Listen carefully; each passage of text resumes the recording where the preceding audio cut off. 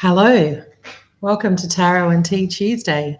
That coordinated a lot better than it has in the past. And also, I think I've got the lighting pretty good.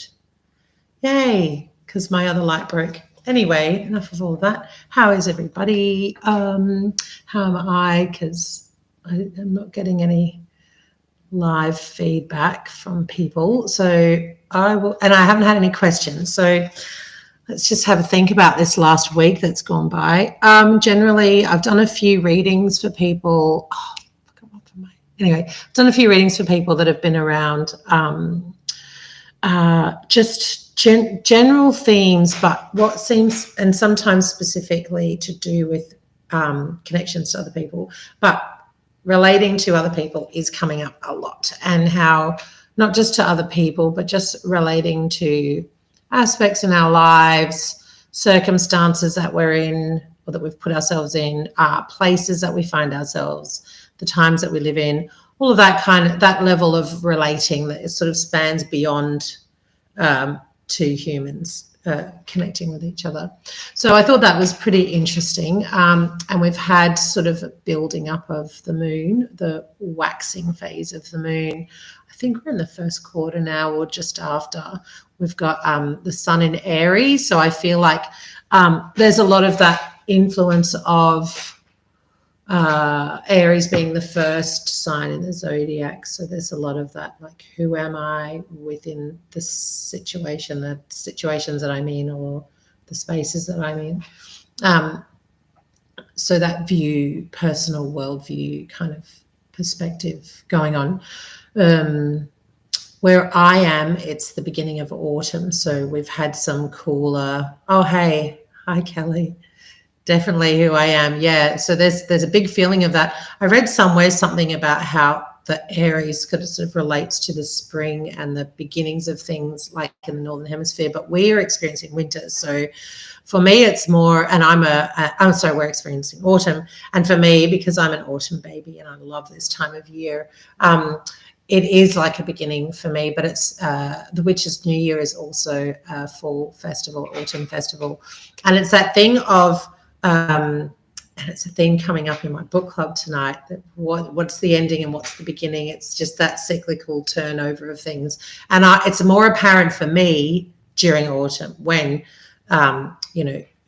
living in the southern parts of Australia, you see the leaves change, some introduced plants with their leaves changing colour, and I've seen a lot of fungi popping up in the mulch along the river where I walk, little hints of autumn, but specifically that cooler morning and night sort of temperatures.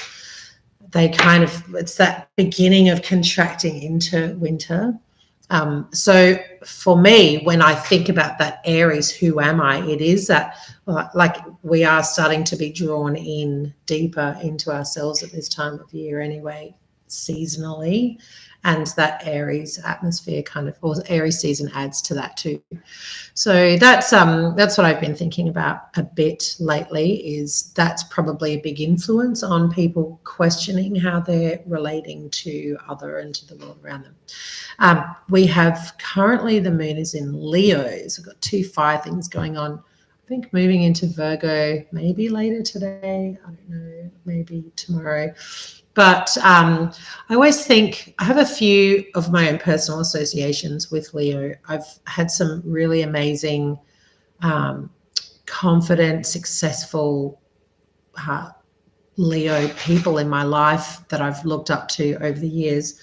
But one thing I really like about Leos is there's this playfulness, but it's not obvious. It's this sort of like subtle playfulness. And it regardless of what the behavior of the Leo is, if it's in a person, the energetics of Leo, when I'm experiencing the Leo full moon, for example, or, big moments of Leo connecting for me, is that that kind of like cheeky playfulness, like, but what would happen if we did this? Or like, yeah, sure, that's a way we could go, but imagine if we went this way. Or I'm going to try and do it my way instead of that way and see what happens. So I feel like there's a bit of a vibe of opening up to possibility with that, connecting with our imaginations a bit more and our creative selves a bit more. So that's potential that we can tap into at the moment.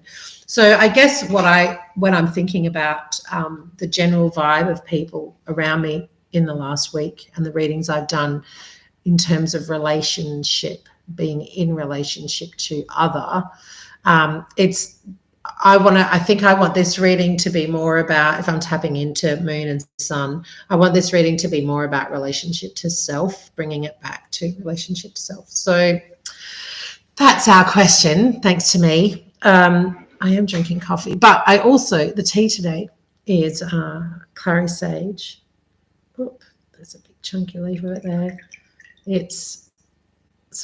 My relationship, speaking of relationships, with clary sage started when I was in my early 20s, and it was suggested to me as in a massage blend for aches, lower back aches, and abdominal cramping during menstruation. Those first couple of days, I used to feel very intensely, and it was incredibly effective, like the warming, I guess just the warming nature of massage, and also just doing something lovely for yourself is part of the holistic experience. But it was definitely to do with the clary sage oil. In fact, I would smell clary sage and just like my muscles would just instantly relax from the association, the power of the association and the smell. But I actually did a little bit more of a dive into that because I have been experiencing muscular aches in the last couple of days. I'm getting a lot of realignment work done, so it's not that surprising. And I'm taking magnesium, and I'm sort of thinking I'm doing stretches, I'm doing some like moxa and my own massage, but I'm just wondering what it is about these aches. Yeah, clary sage, it's delicious. So I looked a bit deeper into the research around clary sage for specific. I mean, it's great for a lot of things. Hormone balancing, what else? It's an anti-inflammatory, antioxidant. But I really wanted to look at the specifics around muscle relaxing. And I thought maybe it's got magnesium in it because I know chamomile has a similar effect, but it's specifically to do with magnesium. But with clary sage, it's to do with calcium balance in the actual muscle cells. And like calcium and protein balance. So actually just by rebalancing those in the muscle cell, it stops them from contracting. And in that way, it's really good for skeletal muscles, the smooth muscle of the uterus when it's contracting, but also the smooth muscle in the digestive system. So I didn't even put this together before, but if you're having an achy tummy as well, which often goes hand in hand with menstrual cramps, clary sage is really great because it works specifically on the smooth muscle. So, and really so tasty, grows like a fiend. I mean, I'm terrible at gardening, terrible at growing things, but I managed to grow clary sage really easily. So there's a ray of hope for anyone who wants to grow it and drink it themselves. I did only put one leaf in because it can make me feel a little bit spacey, gets me a little high, and I've got to drive up to the mountains later for my book, not your normal book club, so I didn't want to go too hard, and that's why I'm piggybacking it with my coffee. Keep my brain on. But it can have a lovely effect on the brain too. I think there's like implications now for mood management, like elevated mood and just mental health stuff. There's a bit of research going into it with clary sage.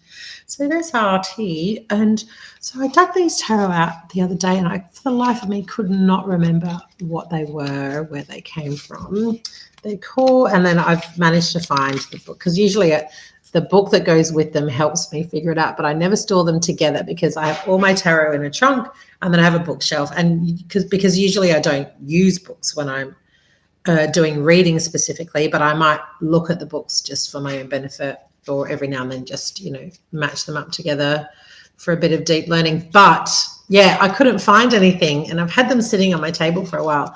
There's the artwork. They're called the Old English Tarot, by somebody named Maggie Kneen, Kneen. I looked at that last name because I've never heard that before. Apparently, it's a play on an old Gaelic word, but it's a very old English. So generally, you'll see the pit cards have got the symbol, the suit, if you want to call it that, and then there's like a few little pictures around it. The court cards and the major arcana, though, are quite detailed, and they're very much Old English style. Oh yeah, look at that one, very nice. They're soft colours. They've got that, you can see in the border around the outside, that kind of like medieval style design work, and also like, for example, in the background, the wallpaper on that card. They're sweet. I don't use them a lot. But they're, because the symbolism's there, and I get it, but I don't know, they don't call me very often, but I'm keen to have a play with them today. So we're thinking about relating to ourselves a bit better, maybe even like what aspects of ourselves to really feel into and explore a bit more.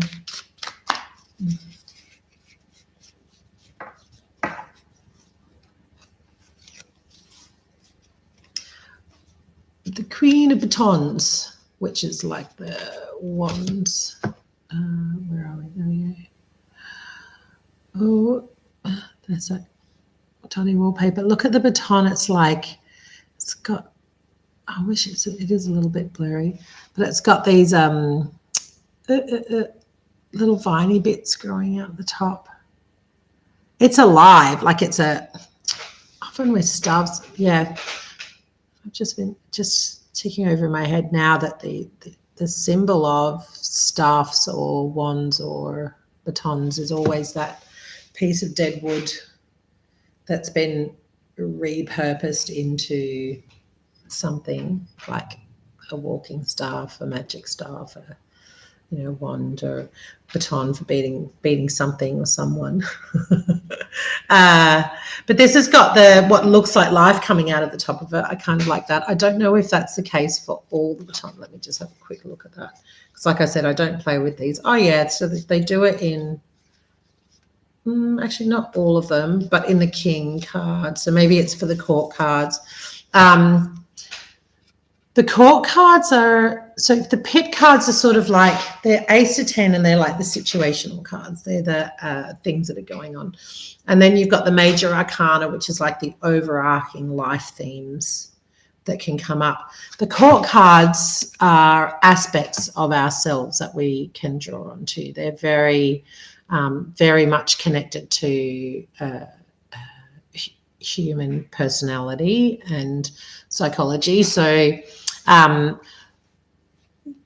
it makes sense that in terms of what the question was for today that I was posing was, how do we relate to ourselves, that we would pull one of these cards. So thank you, Old English Tarot, for being on point there. And the Queen, so the batons or the staffs or wands or whatever might be the case in your deck, they represent fire and the creative process, the spirit of being alive and being of value and finding your place. And with the Queen, so with the court cards, you've got there's 4 court cards in each suit or in each element or whatever, and it's usually like princess, prince, queen, king, usually, not always. But let's just say that is the format, with the princess, or the first of the court cards, the youngest they're sort of in the learning phase, so they're in deep exploration of whatever that suit represents, and then, or that family of cards represents. And then you have the knight or the prince or whatever else the next stage is, and that's usually about the action, putting that those understandings into action and what that action might look like, and how it might be directed. And then when you get to the Queen card, it's kind of like coming back from that active process and from the action and processing the action, processing it in terms of how it relates to your understanding. So it's that it's about sort of like filling in the building in a different, like in a more grounded way, your knowing and understanding of that group, that family, that suit of cards. And then the King card at the end, so that's the final level of the evolution of the court cards, is when you've integrated all of that and now you're overseeing the external space and guiding and directing. So stepping into a leadership role with all of that wisdom integrated into who you are. So when we're pulling this Queen card and we're in the suit of batons in the case of this deck, I really feel like it's and